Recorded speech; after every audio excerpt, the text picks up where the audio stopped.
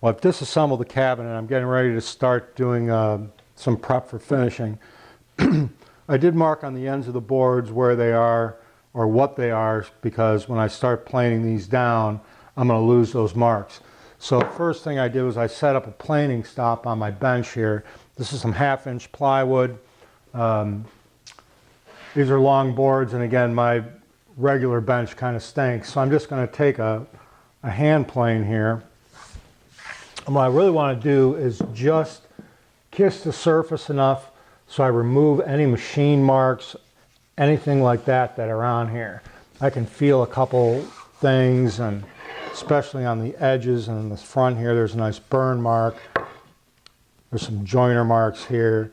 So I just need to get rid of that.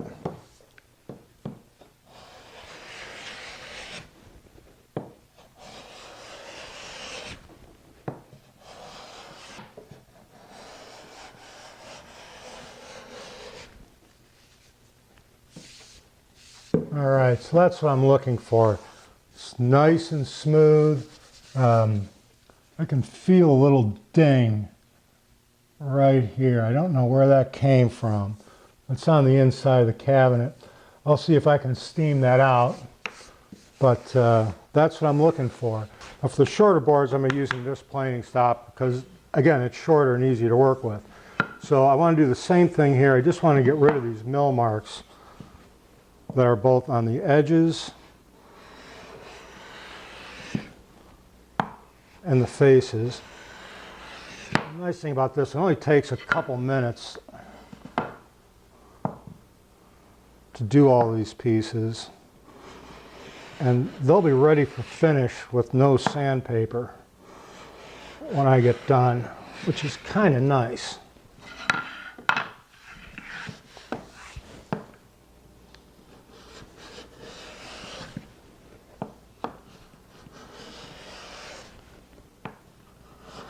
So I don't know if you can see in the camera what I'm looking at right here, but there's a couple little dents right here in this board.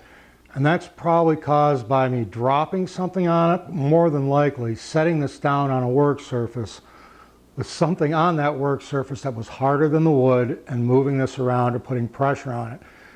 And it's just a little dimple right there. So I'm going to try to get rid of that. I'm going to show you how to do that real quick. So what I'm going to do is I'm going to steam these out. I'm going to take a little water and I'm going to put that on there. I've got a cotton rag. Put that on there, and I've got an iron set at fairly high heat. Just go over that.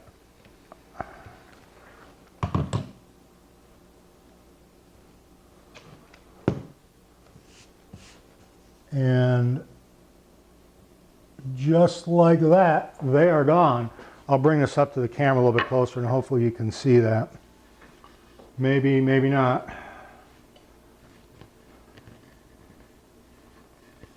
But again, it's like magic. Those dents are just gone.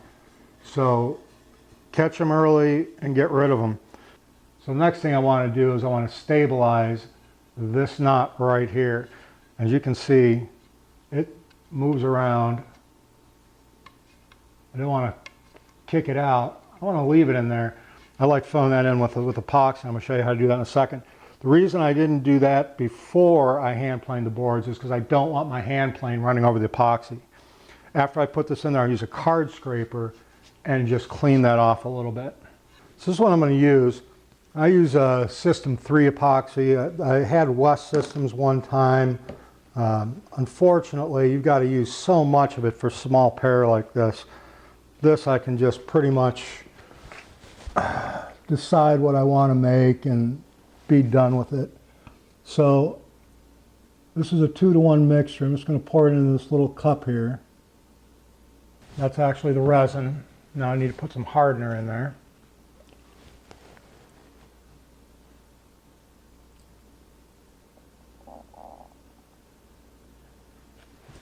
All right, so now I've got that done. I'm going to take some trans tint dye. Now this is pretty strong stuff. I'm just going to put 1, maybe 2 drops in here. If you dilute this too much with the dye, it takes forever for this stuff to dry. That's what I found anyways. And usually just one drop of this stuff is really potent, and it's enough to get that black. And that was plenty enough. I'm just going to set that aside for a moment. Now I'm going to concentrate on this. Now on this knot, this is the larger side and this is the smaller side. So actually I want to be able to drop the epoxy in there so it actually falls down into that. So I'm going to go on the back here. I'm going to take some blue tape. I can find the beginning of it.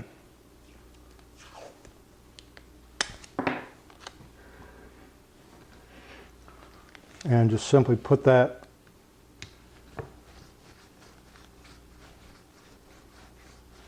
right on there. Make sure it's on nice and tight. And then spin it over. Now that I've got that done, I can drizzle the epoxy into there. I'm just going to take this, and I've got a dowel here. I'm just going to take it and hold it over there. I don't want to get this everywhere. I just want to get it on that piece.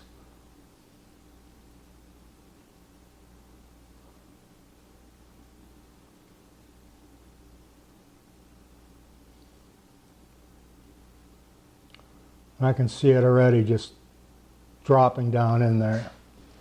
So I'll give it a second here and put some more in. And I'll keep adding this until it stops sucking down. That might have done it right there. So I've got another one right here, which is actually a hole. And that's where a knot fell out. I'm going to fill that in too. Now it's not open to the other side. So I should just be able to drop some in there. Oh, made a mess. I'm not going to wipe that up. That will come right off. It does not get stuck in the grain. So it'll just come off with a card scraper later. There, that filled that. And that appears to be fill already. So I've got to let this sit for, well, probably till tomorrow before I'm ready to go ahead and start cleaning that up.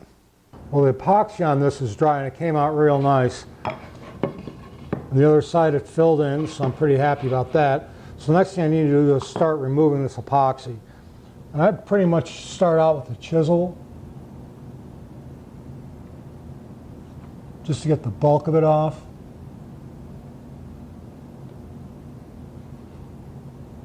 Actually comes off pretty easy.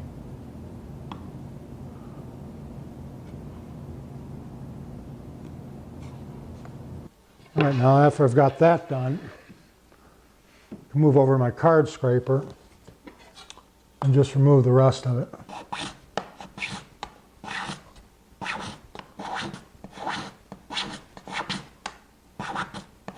Don't want to get real aggressive with this. I just want to remove that material. So that knot is stabilized now, and it's just that one you're going to see on the outside, but came out pretty well. Well, I'm getting ready to mark out and cut the mortises for the hinges. This is the left side of the case. This is the outside. This is the inside. I know my stiles on my door, my rails on my door are going to be 1 7/8 of an inch. So actually I'm going to come down 4 inches from that. And I've got my combination squares set to that. I'm just going to come here with my knife and make a tick mark at that 4 inch. I'm going to do the same on the other end.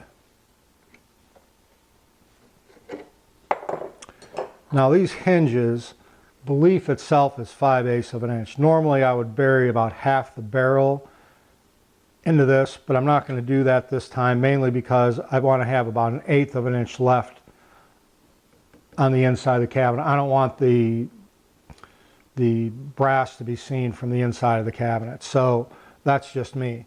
So I'm going to take this, and I know this leaf right here, where it's got to be, is 5/8 of an inch. So what I'm going to do is I'm going to take my marking gauge, I'm going to set that to 5/8 of an inch. All right, I'm at 5/8 of an inch, so I'm going to lock that down. I also want to get the depth right off the hinge itself, so I'm going to take my marking wheel, trying to pretty tight, there we go, and just bring that down to the depth or the thickness of the hinge itself. So now that I've got that mark on there, I can take the hinge itself. I'm just going to put it on there. I'm going to put my knife in the point, slide it up against there, and then come in from this side and make another tick mark. That's the start and stop point. And I'm not going to go all the way to the edge here. I'm going to go about 1/8 of an inch shy of that. Make a couple knife marks.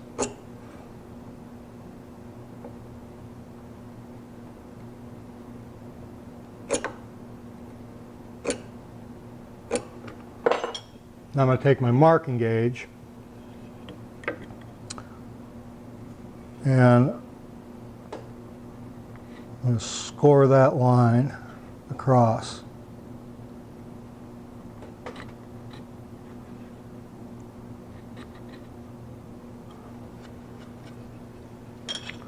Then I can take my marking wheel, my marking gauge here, and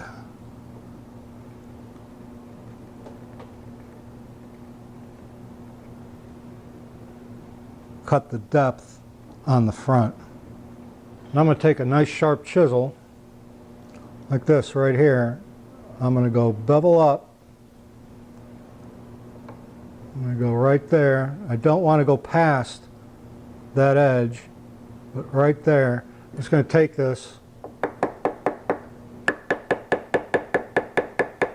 give it a couple whacks.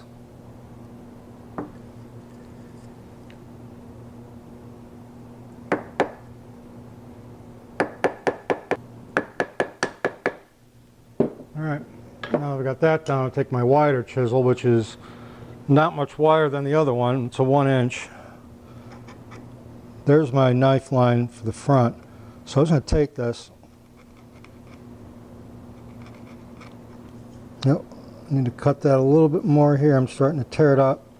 There we go. Get rid of this waste all the way to my knife line on the back. And now I've got a nice established wall back there. I can pound down a little bit.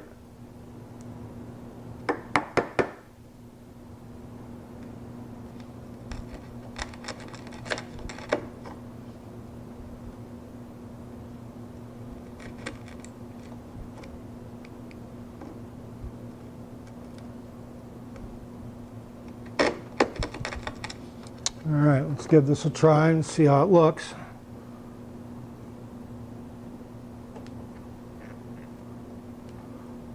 There it is. So I'm flush,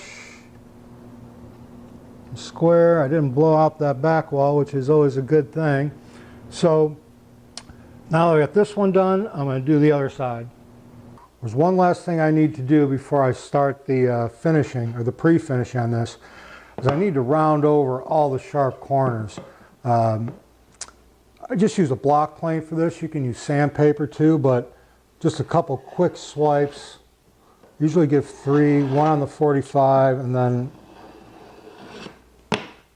one like that. And it just knocks off that sharp corner. And that's all I'm really looking for. Now I did use water on a couple of these pieces to get those dents out. So I am going to sand, but I've got 320 grit sandpaper on a sanding block, and I mean just really light. Just give it a couple passes just to knock off any fuzzies that might be on any of these boards at all. I really don't feel like sanding the entire piece, and that's why I hit it with everything with the hand plane. But you can see how quick that goes. Now before I apply the first coat on here, I want to make sure that wherever I'm going to apply glue, there's not going to get any finish on it. So this is where these knife marks really come in handy. So I can just take a piece of tape,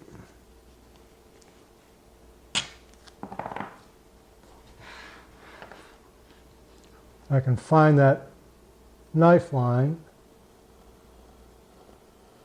get right in there with it.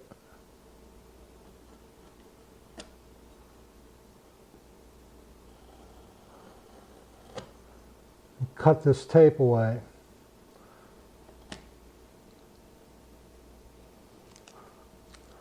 Now, there's no guarantee that where I put those knife lines, those boards are exactly where they have to go. So I'm going to cut in just a little bit into that, maybe a strong 1/16.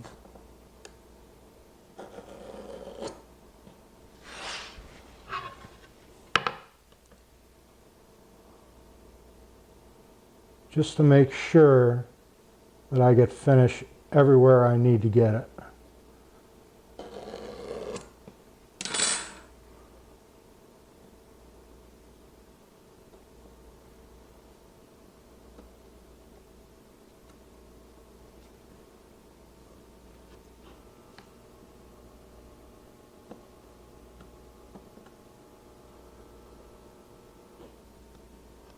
All right, there you go. I'm ready to start the first coat, and I'm going to be putting shellac on this piece. This is some blonde shellac. It's a 1.5 pound cut. I did a video on my YouTube channel explaining how to make this, and I'll leave a card for it in the corner if you want to go check that out. But this is pretty basic stuff. The first coat that I'm going to put on, I'm just going to put on with a paper towel. It's actually a shop towel.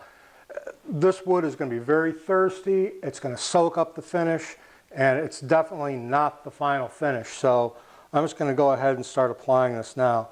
And all I need to do is just wipe it on very lightly,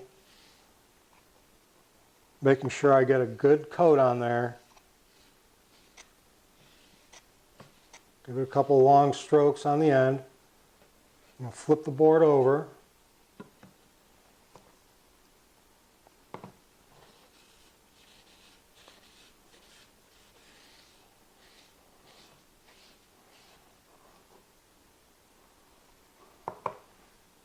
Get the edges last.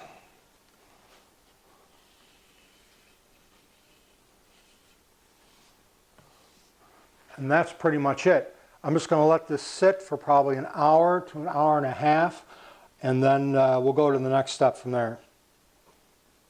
Well, it's been about an hour, and these are dry. They're a little rough. Now you can go directly to a second coat of shellac if you like. I like to sand between each coat. It's not a big deal, especially on a smaller project like this. So I've got some 400 grit sandpaper, and very lightly I'm just going to go over the surface. All I want to do is smooth and flatten the finish out. Don't grind on it, don't put a lot of weight on it, just really super light pressure. Edges are a little tough because you tend to burn through those, so just be careful. But make sure you go all the way to the edge.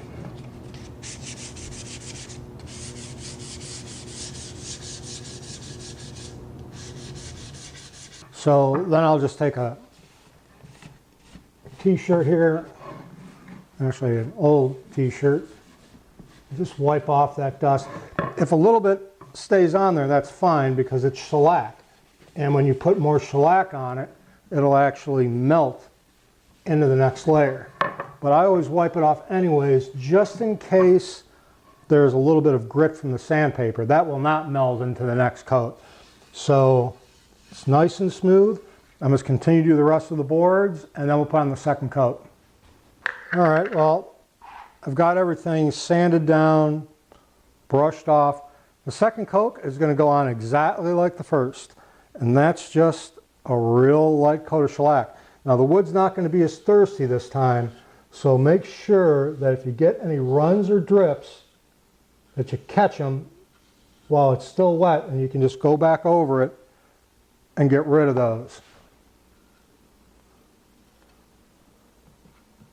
The nice thing about a 1.5 pound cut of shellac, it's very light, it goes on real easy, and dries relatively flat.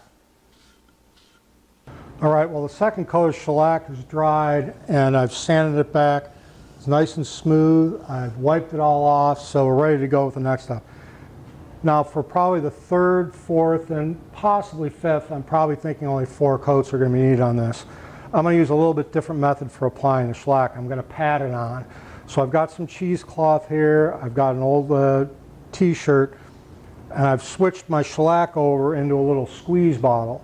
So the first thing I want to do is I want to put some shellac in here. Now I should mention that this is not necessarily the only way, the right way.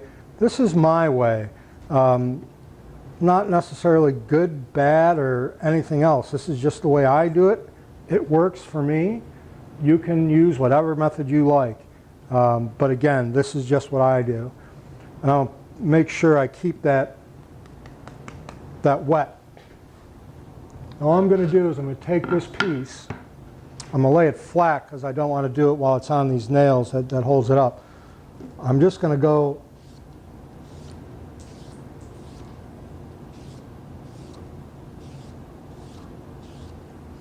and make sure I get all the way to the end. Recharge that a little bit. Do the sides.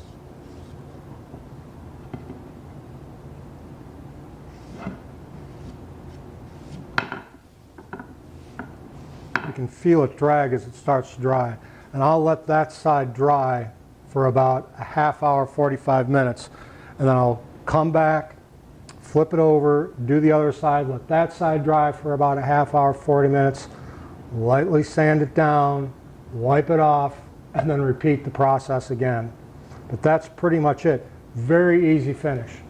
Should also mention, after I get done with this, I'm just going to take a Ziploc baggie here, and I'm going to put that right in there. So that'll stay nice and wet for my next application.